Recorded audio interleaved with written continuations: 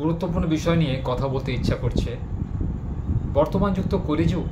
তো বর্তমান যুগে কেন আমাদের পূর্বপুরুষের মতো অর্থাৎ আর সুসন্তান জন্ম নিচ্ছে না, তার কারণ ব্যাখ্যা করতে আমি এলাম। আশা করি আপনারা ভিডিওটা শেষ অবধি দেখবেন, নাহলে কিন্তু আমার কথাগুলোর মানে বুঝতে পারবেন না। বর্তমান যুগে লক্ষ্য করা যাচ্ছে চারদিকে শুধুমাত্র প্রেম ভালোবাসার খেলা চলছে। টিনেজার ছেলেমেয়েদের মধ্যে প্রেম ভালোবাসা, একে অপরের প্রতি আকর্ষণ যেন ক্রমশ বেড়ে উঠেছে, যেটা আজ থেকে 20 বছর আগে দেখতে পাওয়া যেত না। তখন মানুষ স্কুলে যেত, কলেজে যেত পড়াশোনা করতে, নিজের ক্যারিয়ার তৈরি করতে, কিন্তু বর্তমান যুগে সেসব দূরস্থ, একে অপরের প্রতি মোহগ্রস্ত। বলা বাহুল্য, এই যে মোহটা পুরোটাই কিন্তু স্বার্থ পরিপূর্ণ। কেউ শারীরিক চাহিদা পূরণ করার জন্য, কেউ আর্থিক চাহিদা পূরণ করার জন্য, কেউ তার প্রয়োজনটাকে মেটানোর জন্য কিন্তু প্রেম করছে, ভালোবাসার ভান করছে। কিন্তু সত্যিকারে যখন সময় আসছে, বিপদে তাকে ফেলে চলে যাচ্ছে বা তার সম্মুখ ক্ষতির কারণ হয়ে দাঁড়াচ্ছে একটি মেয়ে বা একটি ছেলে।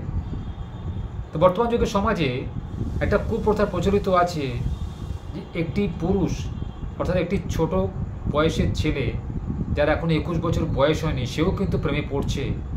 কারণ বর্তমান নারীদের কিন্তু নারীত্ব অর্থাৎ মাতৃত্ব খুব অল্প বয়স থেকে প্রকট হচ্ছে, যেটা আজ থেকে 20 বছর আগে নারীদের যে মাসিক চক্র হয় সেটা কিন্তু খুব দেরি করে হতো, যার ফলে নারীর মধ্যে একটা পরিপূর্ণ মাতৃত্বের ভাব আসত।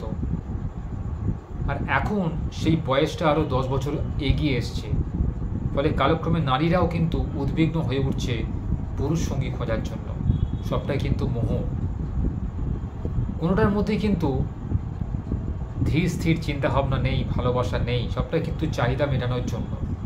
তাই আজকে সমাজে সুসন্তানের জন্ম নিচ্ছে না।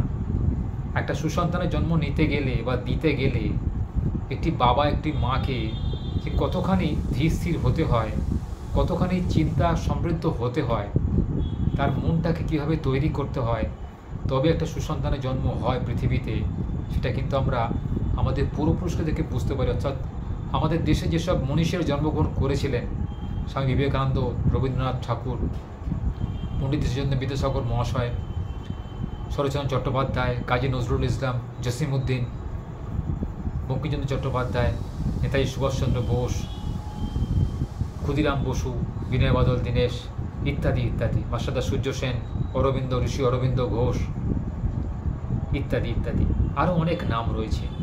আচ্ছা বলুন তো, তখনকার দিনে মানুষ কি বিশেষ কিছু খেয়ে তবেই কিন্তু সন্তানের জন্ম দিত? সেটা কি আজকালকার নারীরা পারে না? না, সেটা কিন্তু প্রকৃত কারণ নয়।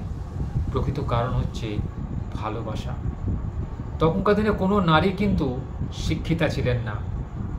আপনি যদি লক্ষ্য করেন, নেতাজি সুভাষচন্দ্র বসুর মা শিক্ষিত ছিলেন না, তার বাবা ছিলেন কোর্টের একজন উকিল। তিনি যখন বাড়িতে আসতেন দিনের শেষেতে, তখন তার কোটটা তার মা খুলে নিতেন, তাকে জল দিতেন, তাকে বাতাস করতেন। তখনকার দিনে কোটে কিন্তু শুধু কোটটা গায়ে দিত আর পরনে ছিল ধুতি। এখনকার দিনের মতো 3 পিস স্যুট তারা ব্যবহার করতেন না। তো এই যে ভালোবাসা, এই যে স্বামীর প্রতি কর্তব্য, সম্মান, এ থেকে কিন্তু সুসন্তান জন্ম নেয়। স্বামীর যত্ন নেওয়া, সেই জন্যই কিন্তু স্বামীর বিচার বুদ্ধি দিয়ে একজন সুসন্তানে জন্মগ্রহণ করেছে। মা যেরকম হবে, তার গর্ভস্থ অবস্থায় মা যেরকম চিন্তাভাবনা করবে, তার সন্তানের মধ্যে কিন্তু সেই চিন্তাভাবনাটা বর্তায়। এটা কালক্রমে কিন্তু একজন সুসন্তানে পরিণত হয়। দেখবেন আজকালকার দিনে যত শিক্ষিত সন্তান দেখবেন, তার মা বাবা কিন্তু বৃদ্ধাশ্রমে কাটায় শেষ জীবনে। সারা জীবনের সম্পত্তি দিয়ে, সারা জীবনের অর্থ দিয়ে, বুদ্ধি দিয়ে, ভালোবাসা দিয়ে তারা সন্তানকে মানুষ করেন। বৃদ্ধ বয়সে কি বৃদ্ধাশ্রমে কাটানোর জন্য? কতখানি চোখের জল ফেলার ঘটনা বলুন তো। কিন্তু খবরের কাগজে পাতায়, টিভির পর্দায়, ইন্টারনেটের যুগে এখন এসব কিছু আমরা চোখে দেখতে পাই। এটা একটা স্ট্যাটাসে পরিণত হয়েছে যে মা বাবা পুরনো, তাকে বর্তমান স্ট্যাটাসে মেশানো যায় না। তারা নাইট ক্লাবে যেতে পারবে না, তারা হোটেলে গিয়ে, রেস্টুরেন্টে গিয়ে ভালো ভালো খাবার খেতে পারবে না, তারা বল ড্যান্স করতে পারবে না, তারা হিন্দি গানের সঙ্গে কোমর দোলাতে পারবে না, কারণ তারা তো বাবা মা, তারা সেকেলে হয়ে গেছে। আর আমি আজকে আল্ট্রা মডার্ন হয়েছি, সেজন্য বাবা মাকে অস্বীকার করে আমি আমার জীবনটাকে কাটাচ্ছি, আমার জীবনটাকে ভোগ করছি। বাবা মা তো খালি স্যাক্রিফাইস করে গেছে, আমি কেন স্যাক্রিফাইস করবো? আমি জীবনটাকে ভোগ করব, থাক বাবা মা পড়ে বৃদ্ধাশ্রমে। এই আজকালকার যুগের ছেলেদের মতিগতি। আমি এখনকার যুগের ছেলে হয়েও এটা বলতে বাধ্য হচ্ছি যে কিছু ছেলের স্বভাব দেখেছি, শুধু নিজেরটা হলেই হলো, বাবা মা মরুক বাঁচুক তারা কোনো কিছু পরোয়া করে না, শুধু নিজের কেরিয়ার, নিজের অর্থ, নিজের বউ, নিজের সন্তান, এটুকুই ভাবে।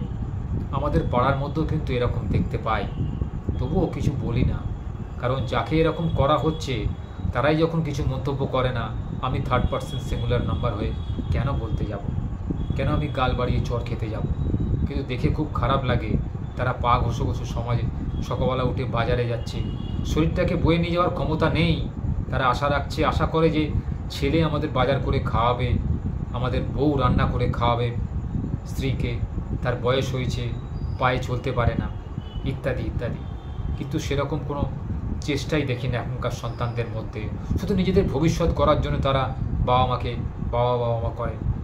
বাবা মার শরীর খারাপ করলে দেখার প্রয়োজনটুকু বোধ করে না। কিন্তু গত দিনে কিন্তু গত 20 বছর আগে কিন্তু এই ঘটনা ছিল না, বর্তমানে এই ঘটনাটা ক্রমশ আরও প্রকট হয়ে উঠছে। তাই চিন্তা বড় বেড়ে যায় যে এইসব লোকগুলোর ভবিষ্যতে কি হবে, এইসব ব্যক্তিগুলোর ভবিষ্যতে কি হবে, এইসব মা বাবাগুলোর ভবিষ্যতে কি হবে, ভবিষ্যৎ কি হবে? তারা কি আদৌ পৃথিবীতে বেশি দিন বেঁচে থাকতে পারবে? যে সন্তানকে তারা কোলে পিঠে করে মানুষ করলো, যে সন্তান তাদের দেখে না, খবর নেয় না, রোগ হলে দেখে না, আসে না, সেই সন্তান কি আদৌ জীবনে সুখী হতে পারবে? তার সন্তানরা কি তাদের প্রতি এরকম ব্যবহার করবে, নাকি তাদের মেনে নেবে, তাদের ভালোবাসবে? এই চিন্তা সর্বক্ষণ মাথায় ঘোরে। তাই ভাবলাম ভিডিওটা বানাই, আপনাদের একটু সচেতন করি। দেখুন, বাবা মা যতই অশিক্ষিত হোক, যতই সেকেলে হোক, তারা কিন্তু আপনার বাবা মা। একটা বাবা মা আছে জানবেন, যে ঘরে যাদের, আমার বাবা তো কত হয়েছেন, মা রয়েছেন 71 বছর বয়স। বাবাকে যতদিন বেঁচে থাকতেন বাবা খুব ভালোবাসতাম, শ্রদ্ধা করতাম, ভক্তি করতাম। বাবা চলে গেছে আজকে 6 বছর হয়ে গেছে। আমি কিন্তু মাকে বিন্দুমাত্র বুঝতে দিই না যে বাবা নেই, বাবা চলে গেছেন। মাকে যতটা পারি সাহায্য করি, যতটা পারি মাকে আমি ভালো রাখার চেষ্টা করি, বাকিটা ওপরওয়ালার ইচ্ছা। আমার মা রোগগ্রস্ত, তবুও আমি আমার মাকে চালিয়ে নিয়ে যাচ্ছি। আশা করছি ভগবান তাকে দীর্ঘজীবী করুক, তিনি যেন বেঁচে থাকেন। সেই জন্য মাকে ছেড়ে কোথাও যেতে ইচ্ছা করে না, বিশ্বাস করুন। কিন্তু আজকাল কাছে দেখতে পাই মা বাবাকে থোড়াই কেয়ার, নিজেদের ফুর্তি, নিজেদের আনন্দ নিয়ে ব্যস্ত থাকে কিছু ছেলে বা কিছু মেয়ে। তারা রোজগার করতে যায় শুধুমাত্র ভালো ভালো হোটেলে খাওয়ার জন্য, ভালো ভালো হোটেলে গিয়ে ফুর্তি করার জন্য, ভালো ভালো ড্রেস পরে ঘোরার জন্য। তাদের বাবা মার প্রতি কোনো ভক্তি শ্রদ্ধা নেই, তারা বাবা মাকে সেরকম দেখেই না। যে বাবা মা বাড়িতে একা রয়েছে, আমি তাকে কি করে ফেলে একা যাই, এই চিন্তাভাবনা কিন্তু তাদের মধ্যে নেই।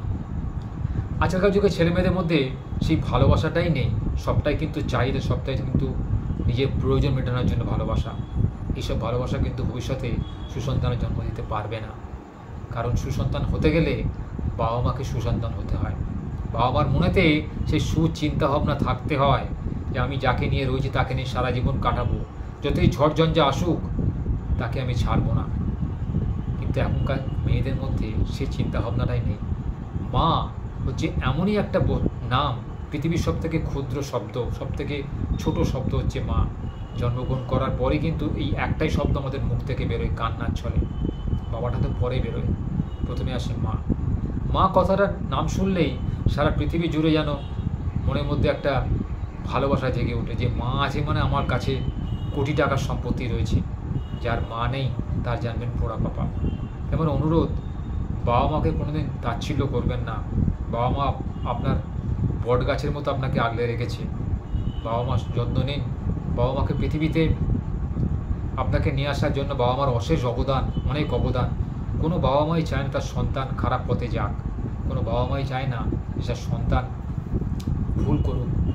তাই সবসময় বাবা মার কথা, বাবা মার গুরুত্ব বজায় রাখবেন, কথাটা মনে রাখবেন। তারা কিন্তু পূর্ণ চাল, যেটা ভাতে বাড়ে।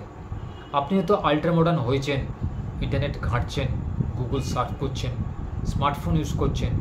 বাবা মা হয়তো স্মার্টফোন ইউজ করতে পারে না, তারা ফিচার ফোন ইউজ করে।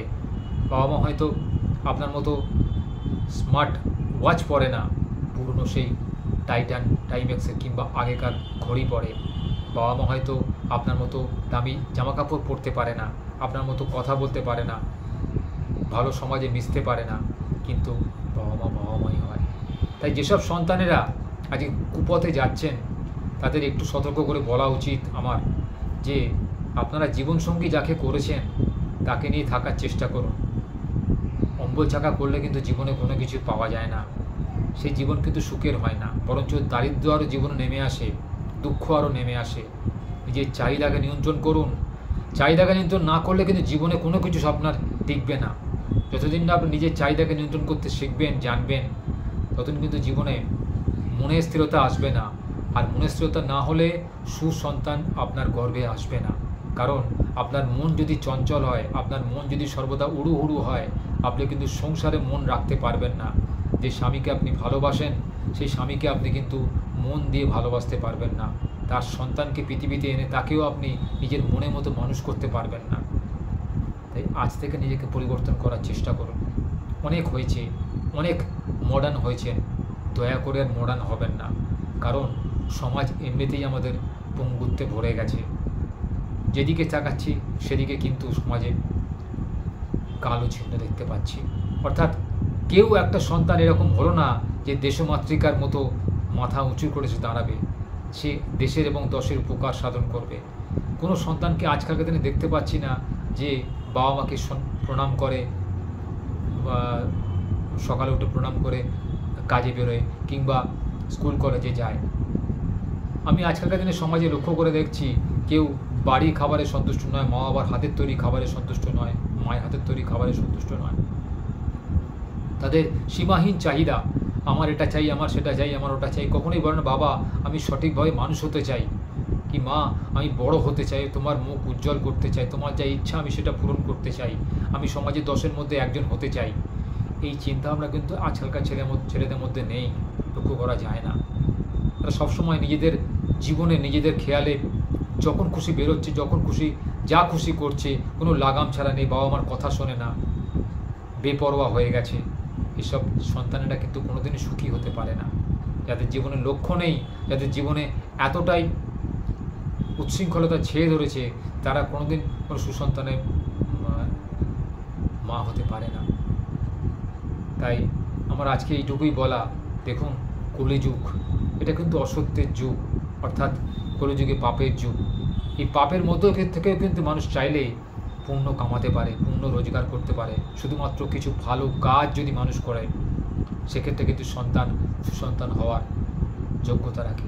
প্রথমত বাবা মাকে নেশাহীন হতে হবে।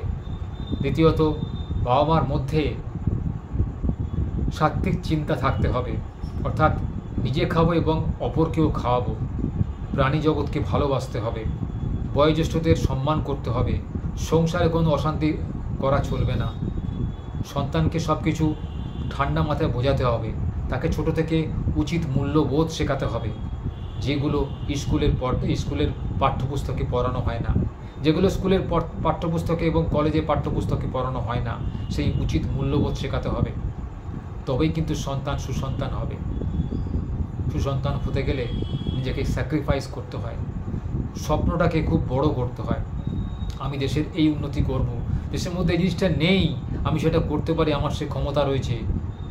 এই চিন্তাভাবনা কিন্তু আজকালকার ছেলেদের মধ্যে লক্ষ্য করা যায় না। আমি লক্ষ্য করে দেখি যে আজকালকার ছেলেরা মা বাবাকে ঠিকমতো শ্রদ্ধা ভক্তিও করে না। যতদিন মা বাবা আছেন ততদিন বাবা করে, মা করে, যতদিন পৃথিবী থেকে চলে যাওয়ার পর তাদের আর ডাকেনও না, বাবা মা কথা স্মরণও করেন না। নিজেদের দুনিয়া নিজেরা ব্যস্ত।